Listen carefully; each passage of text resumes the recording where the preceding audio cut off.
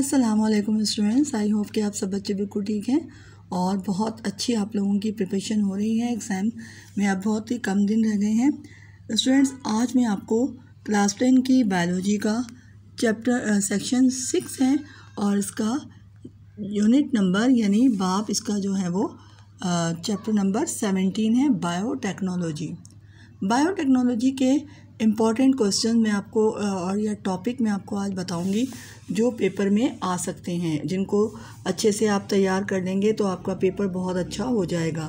कुछ long question भी आते हैं और छोटा सा चैप्टर है और कुछ शॉर्ट क्वेश्चन भी इसमें से आ जाते हैं।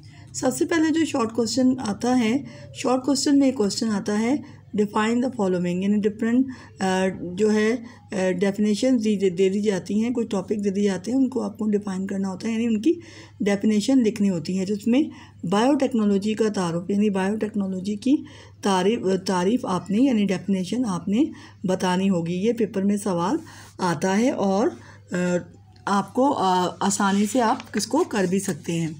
उसके बाद हमारे पास आ जाता है बायोटेक्नोलॉजी का स्कोप और अहमियत। आप इसको पढ़ लीजिएगा कि कहाँ कहाँ बायोटेक्नोलॉजी है, मेडिसिन में है, एग्रीकल्चर में है और माहौल में है इसका काम, और ये सब आप उसको देख लीजिएगा।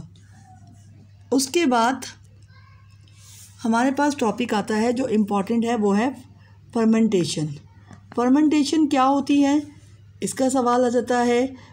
डिफरेंट आपको टॉपिक दिए जाते हैं जिनकी डेफिनेशन आपने लिखनी होती है, उसमें एक फर्मेंटेशन भी होती है। तो फर्मेंटेशन ऐसा अमल होता है या ऐसा प्रोसेस होता है जिसमें ग्लूकोज की कम्प्लीटली ऑक्सीडेशन रिडक्शन होती है ना, यानी कम्प्लीटली नहीं होती है, इनकम्प्लीट जो है वो ऑक्सीडेशन रिडक्शन होती है, उस अमल को जो है फर्मेंटेशन कहते हैं।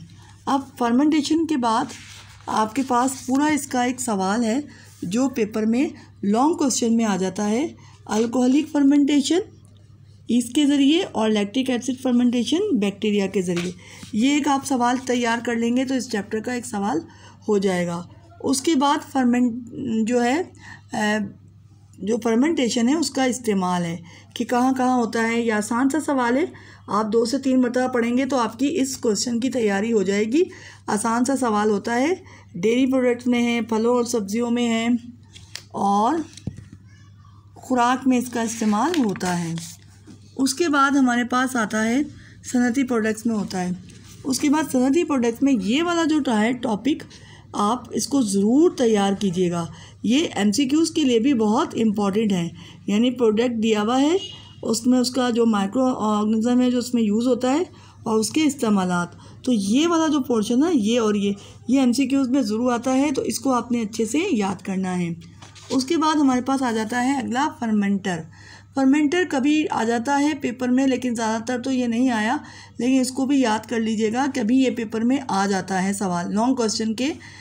जो आपका सेक्शन C होता है, हिस्सा जीम होता है, उसमें ये फर्मेंटेशन वाला सवाल आ जाता है, जिसमें वफ़ों के साथ फर्मेंटेशन है और 2 तरह की होती है, कंटिन्यूस होती है और हमारे पास होती है बैच फर्मेंटेशन और कंटिन्यूस फर्मेंटेशन। फर्मेंटेशन के फ़वाइद वगैरह ये इतने इम्पॉर्टेंट नहीं है। उसके बाद है ये आपने सब टॉपिक बिल्कुल बहुत अच्छे से तैयार करना है। जेनेटिक इंजीनियरिंग के बुनियादी मराहिल, इसमें सबसे पहले है दिलचस्पी का जीन अलग करना, ठीक है, isolation of the gene of interest. उसके बाद है जीन को किसी वेक्टर में डालना, नंबर 2 ये है, और उसके बाद नंबर 3 है, ये भी पेपर में आता है, रिकम्बिनेंट DNA को मेज़बान जीन जानदार में दाखिल करना, विरासती तौर पर जानदार तब्दील यानी GMO का एक सवाल शॉर्ट क्वेश्चन में भी आता है। ये सवाल जो होता है ये शॉर्ट क्वेश्चन में भी आ जाता है कि GMO क्या होता है, GMO से क्या मुराद है, ये भी आ जाता है। उसके बाद दिलचस्पी के जीन का काम करना, इस सवाल को बहुत अच्छे से याद कर लीजिएगा।